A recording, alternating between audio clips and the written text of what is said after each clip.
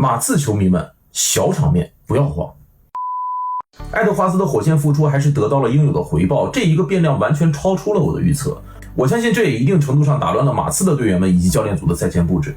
但是，虽然大比分上森林狼先下一城，但马刺仍然是这组系列赛更强的那支球队。原因有2个。第一，马刺的基本盘源自于文班的护框。赛前外界一直质疑的文班的体能问题、健康问题以及防守端的对抗能力，这场比赛全部得到了检验。出场40分钟创下季后赛新高，在时间和对抗全部拉满的情况下，文班亚马创下了单场12次封盖的季后赛纪录。而且纵观全场，文班在防守端也没有出现严重的体能影响，这就说明虽然森林狼这场赢了，但马刺的战术根基丝毫没有被动摇。这就回到了最开始的那个问题，你打不掉文班这个点，你就只能寄希望于三分球。那么今天森林狼26中10的三分球能一直保持下去吗？第二，马刺的射手群优势发挥失常。是的，你们没有听错，马刺的三分球相较于森林狼来说是优势。算上今天 27% 的三分球命中率，马刺季后赛的三分球命中率仍然高达 39.2%， 在所有季后赛球队当中排名第2，今天之前高居第1。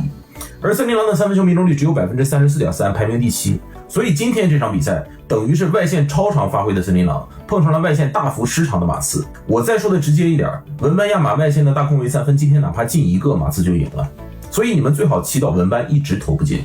综合以上的2点呢，结果已经很明显了。从容错率上来说，森林狼的三分球很难一直维持今天的水准，但文班亚马变态的护框是恒定的。